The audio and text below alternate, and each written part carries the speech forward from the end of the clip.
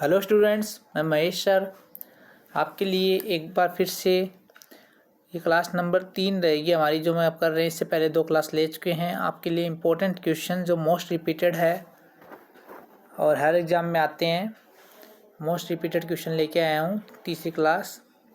ठीक है, ये इक्वली इम्पोर्टेंट है। ये MRS, DSSB, RPSC, railway, RSB, video, banking और एग्ज़ाम जो भी है 2025-26 के लिए क्विक रिवीजन हम कर रहे हैं एग्ज़ाम से पहले। इसके अंदर सभी सब्जेक्ट लगभग कवर हो रहे हैं। मैथ है, जीके जीएस है, रीजनिंग है। ठीक है, और हर एग्ज़ाम के लिए इम्पोर्टेंट होगी। तो आपको करना क्या है, एकदम से इम्पोर्टेंट, मतलब ये मानो एकदम से इम्पोर्टेंट ये क्वेश्चन तो हमें आने चाहिए ना। इसको एकदम अच्छे से आपको देखना है और इसको एक बार में समझ नहीं आया 2 बार देखो, 3 बार देखो, बार बार रिपीटेशन करो। ठीक है, अच्छे से इसको एकदम उंगलियों पे कर लो ना, एकदम से अच्छे से। चलो इसको, मतलब कुछ क्वेश्चन होते हैं जैसे मैं हर बार बताता हूँ कि एकदम टफ होते हैं, जो छोड़ दे कोई दिक्कत नहीं। लेकिन ये वाले क्वेश्चन अगर छोड़ दिया तो सही नहीं रहता ना, तो इसको नहीं छोड़ना है। तो चलो हम स्टार्ट करते हैं अपनी वीडियो को। हाँ, तो हमने यहाँ से पहले तक कर लिया था, इससे आगे हमने को करना है। ये मैंने करवा दिया था लास्ट में 17 नंबर पे है। ठीक है, 423 लड़की संख्या 2 गुना, हाँ ये करवा दिया था। आगे देखो, यहाँ से स्टार्ट है।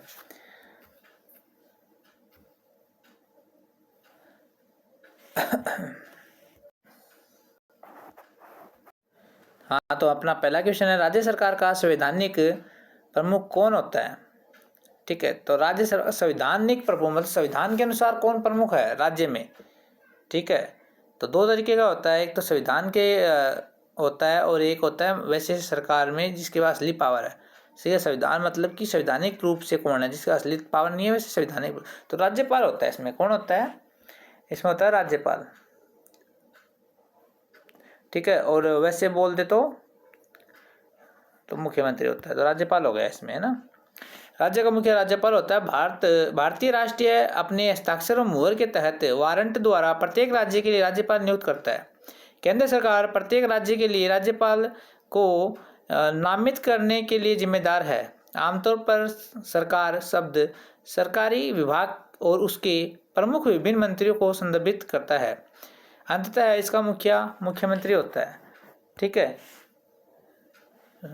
मुख्यमंत्री राज्य सरकार के प्रमुख होते हैं, जबकि राज्यपाल राज्य सरकार का नाम मात्र का अधिकारी कार्यकारी होता है। जो मुख्यमंत्री बनाता है वो सरकार का वास्तविक कार्यकारी होता है।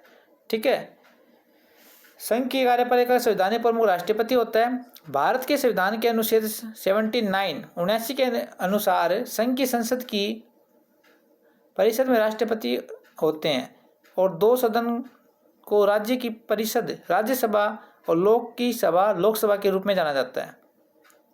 ठीक है, संघ की कार्यपालिका शक्ति राष्ट्रपति में नियुक्त होती है और संविधान के अनुसार इसका प्रयोग वह स्वयं या अपने अधीनस्थ अधिकारियों के माध्यम से करता है।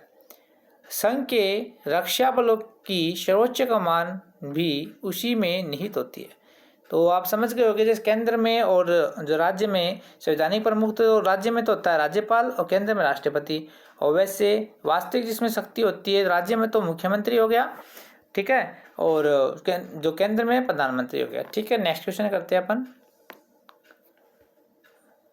प्रकाश संश्लेषण में कौन सा ऊर्जा रूपांतरण होता है?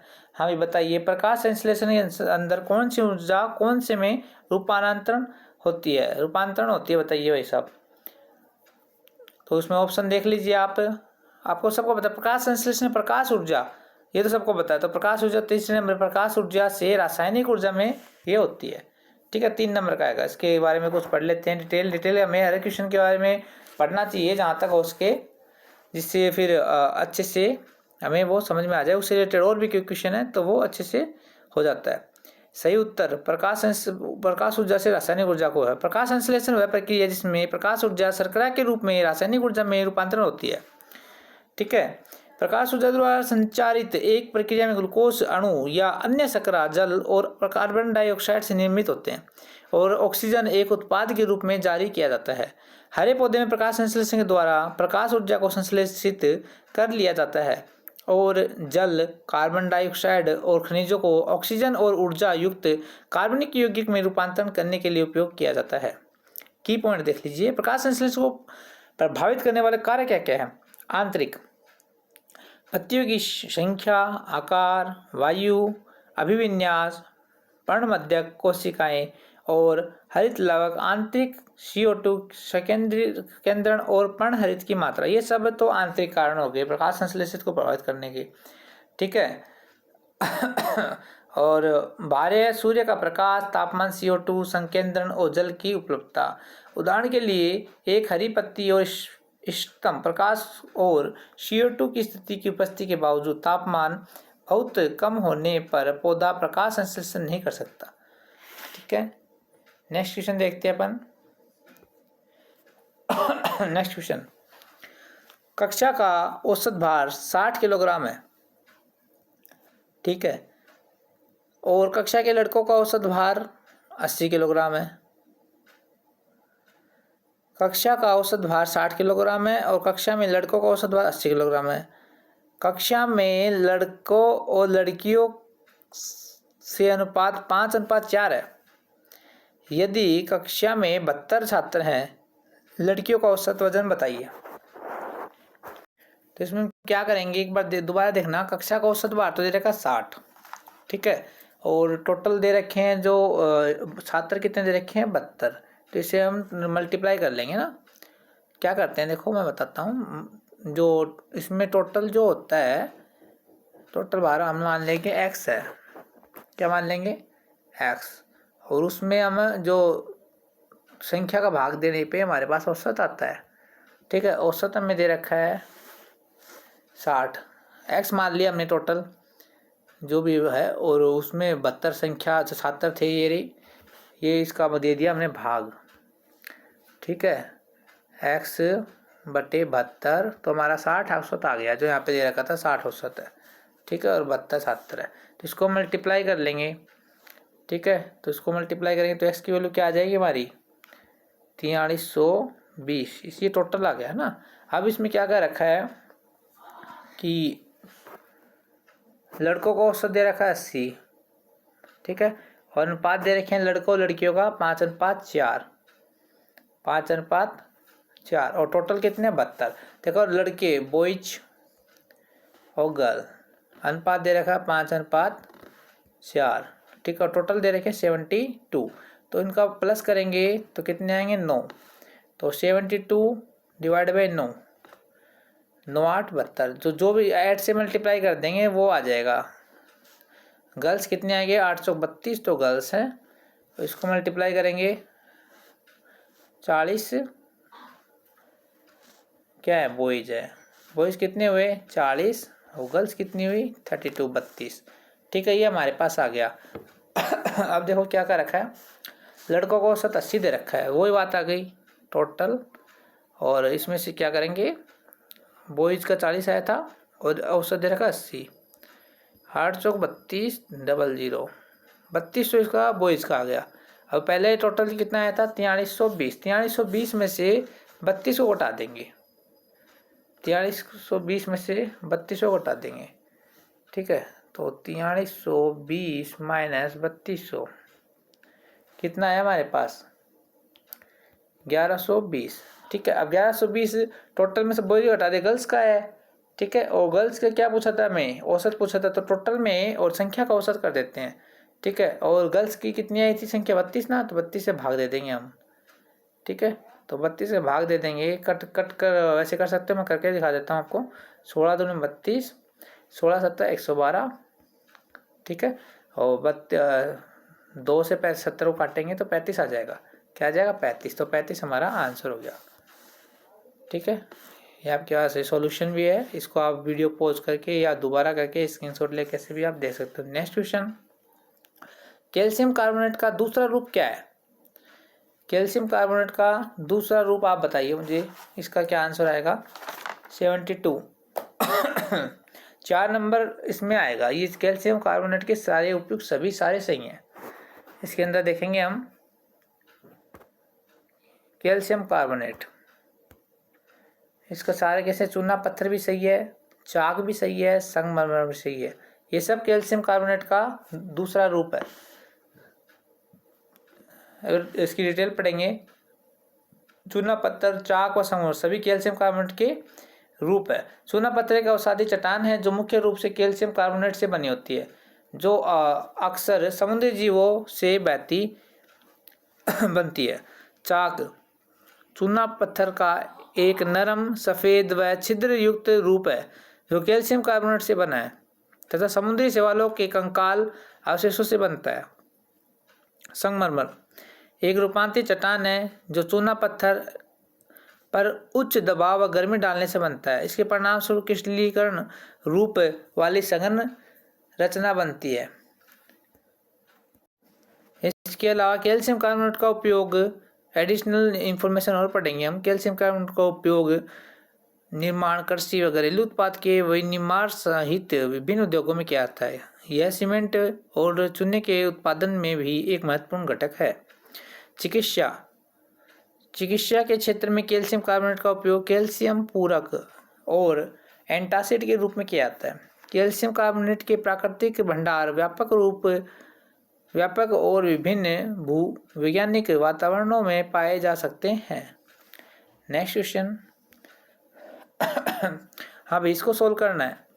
ठीक है, ये क्वेश्चन भी बहुत ज़्यादा आता है, हर एग्जाम में आता है।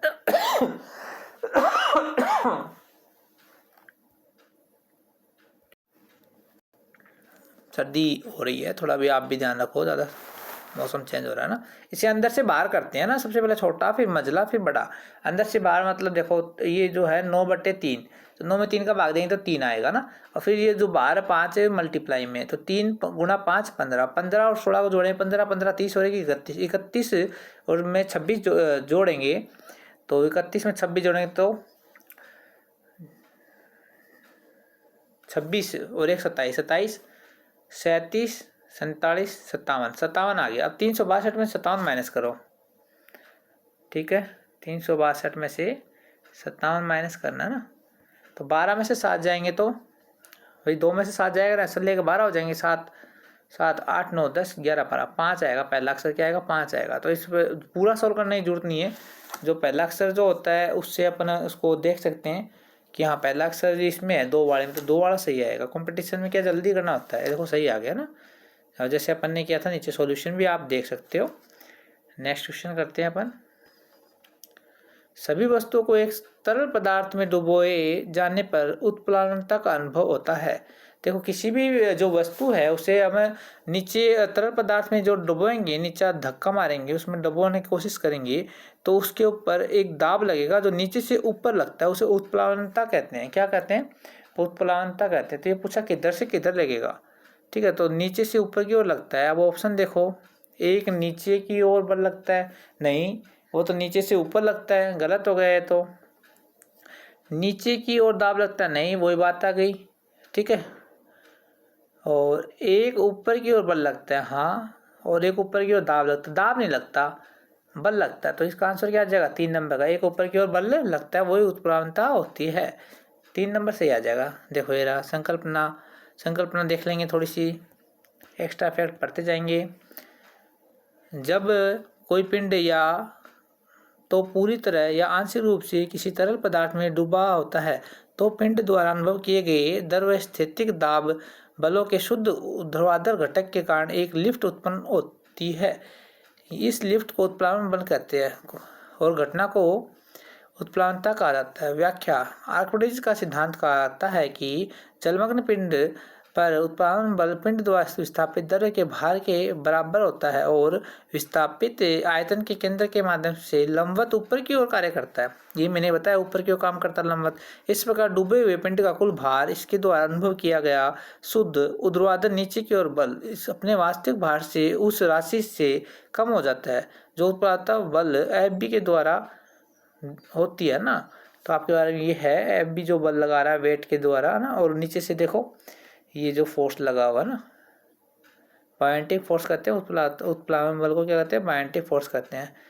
ठीक है, तो ये आपके सामने है पूरी एक्सप्लेनेशन, आप उसको अच्छे से देख सकते हैं। Next question. रेखा पूर्व दिशा, रीजनिंग आ गई है जी। अब देखो ध्यान से,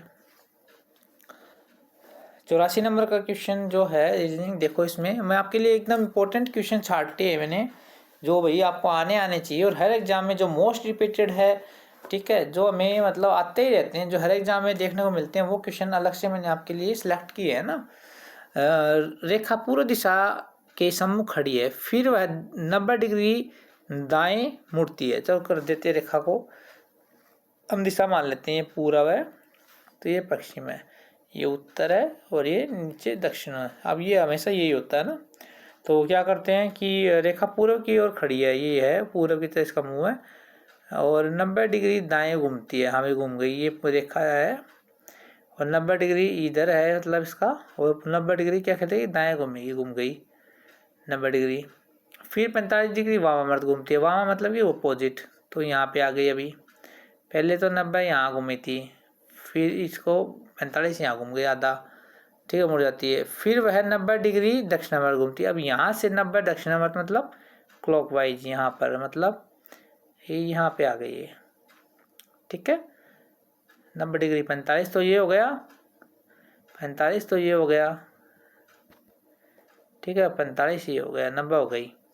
अब वह किस दिशा की ओर है? अब देखो एक तो दक्षिण है इधर और एक पश्चिम है, तो दक्षिण पश्चिम किस में है? दक्षिण पश्चिम 4 नंबर में आ गया, दक्षिण पश्चिम किस में आ गया? 4 नंबर में आ गया, ठीक है। नेक्स्ट क्वेश्चन देखो, निम्नलिखित में से किसका उपयोग पेंसिल बनाने में किया था? ये तो भाई सब में का ही सही होना चाहिए, बहुत ही आसान है, बहुत ही हर एग्जाम में आता है। ग्रेफाइट का उपयोग किया जाता है पेंसिल बनाने में, और ग्रेफाइट क्या होता है? विद्युत का सुचालक होता है। ये भी बहुत क्वेश्चन आया है, वो तो सोचे ग्रेफाइट पेंसिल तो उसमें तो आता ही नहीं है, जो ऊपर काट लगा होता है उसमें करंट नहीं आता, बाकी विद्युत का सुचालक जो ग्रेफाइट है उसके हाथ में लगाना कभी करंट आता है उसमें ना।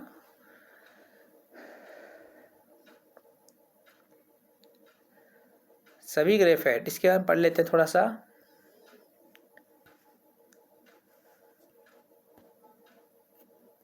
इसके हमें क्या करते हैं, अच्छा,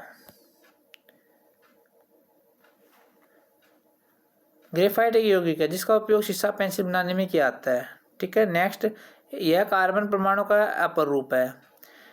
यह एक क्रिस्टलीय चमकदार काले रंग का ठोस यौगिक है। यह ग्राफीन की विभिन्न परतों से बना होता है।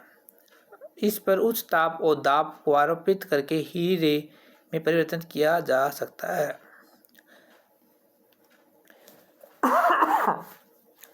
ग्रेफाइट से क्या बनता है? हीरा बनता है उस उच्च ताप और दाब पे। यह विद्युत और ऊष्मा का सुचालक होता है, मैंने कहा था ना, ग्रेफाइट क्या होता है? विद्युत का सुचालक होता है। एडिशनल सल्फर, और बाकी जो है आपके सामने है, आप इसके बारे में और पढ़ सकते हो।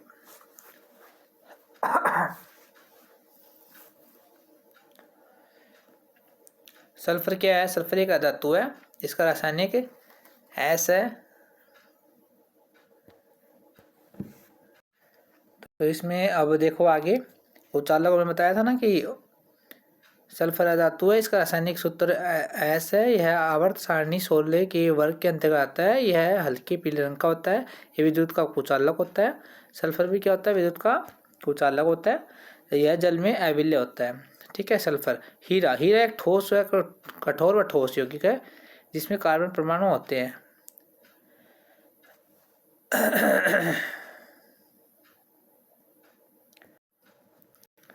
ठीक है, कार्बन परमाणु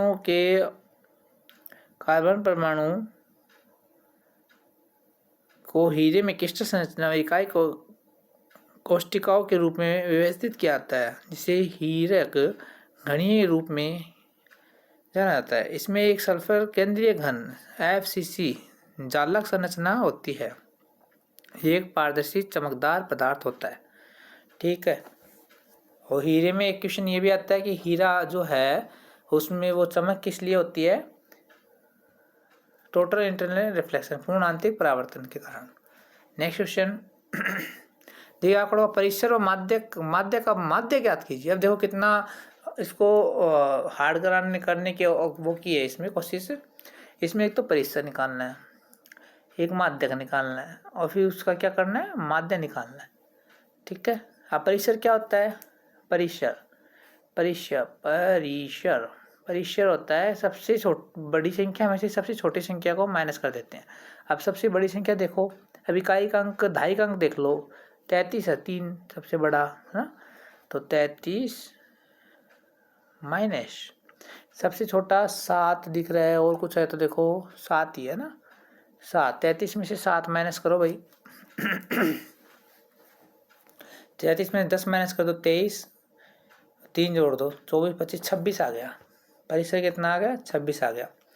ठीक है। और माध्यक क्या होता है? माध्यक और माध्यिका एक बात होती है ना, तो माध्यिका इन सबको नंबर से लगाइए पहले तो, और उससे पहले काउंट कीजिए कितनी संख्या है इसमें। 3 देखो कितनी है इसमें,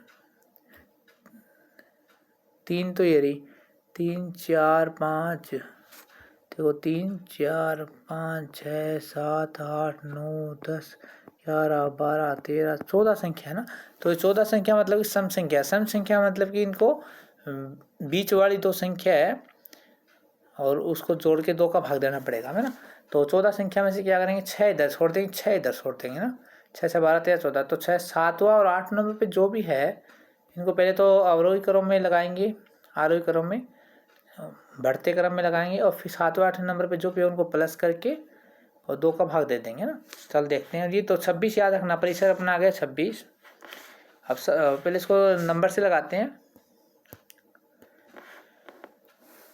नंबर से लगा के, जैसे कि पहले क्या है 7, 7 के बाद में क्या है,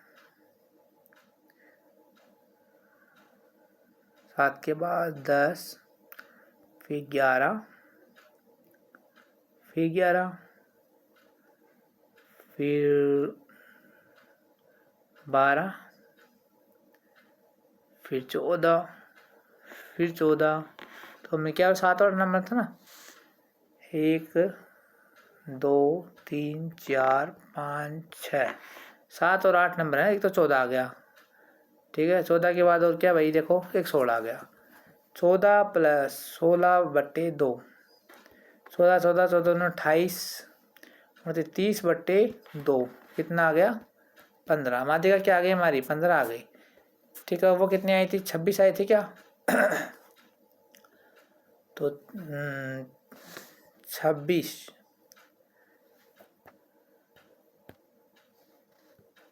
26 प्लस 15 बट्टे 2, बताओ भाई कितना आएगा। 5 15 से 11 का असल है कि 1 3 और 1 4 बट्टे 2, 41 है। 40 होता तो क्या होता है 20, और 41 का 20.5, 20.5 कौन से नंबर में दिख रहा है आपको, मेरे को दिख रहा है 2 नंबर पे 20.5, इसका आंसर आ जाएगा 2, एकदम सही है हमारा। देखो तो क्या किया हमने, पहले परिचय निकाला, परिचय क्या होता है सबसे बड़ी में सबसे छोटी संख्या घटाना, फिर माध्यक निकाला, माध्यक क्या होता है, माध्यिका ही होती है। सम आया था हमारा 14, तो 7वां और 8वां 6 दोनों तरफ छोड़ दिए बराबर के, और 7वां 8वां पद को जोड़ के 2 का भाग दे दिया, और फिर माध्यक निकालने के दोनों का जोड़ के परिचय और माध्यक को जोड़ के 2 का भाग दे दिया ना। नेक्स्ट क्वेश्चन, इसके अंदर क्या करना है, नेक्स्ट स्टेप क्या आएगी वो हमें बताना है। ठीक है, 89 का हमें ई। अब देखो ई के बाद क्या है, ई के बाद जी है, ई के बाद में क्या है जी है, फिर के है, और फिर क्यों, अब ABCD करो, ई एफ जी है ना, एक छोड़ के सेकंड वाला E F G second, FG HIJ के 4 नंबर है ना, के LMNOP क्यों 6 नंबर, मतलब 2 छोड़ के है 6 नंबर। अब 8 नंबर पे आना चाहिए, क्यों RSTUVWXYZ। ठीक है, क्यों, अब ऐसे इसमें क्या है, ऐसे आगे बढ़ते रहेंगे 2 2 2 2 ना, तो वाई पे आया है, फिर आगे ऐसे ये करते रहेंगे, तो इसका आंसर 3 वाला आ जाएगा। क्या आ जाएगा, 3 वाला आंसर आ जाएगा ऐसे ही। देखो इसमें है +2 -2 +2।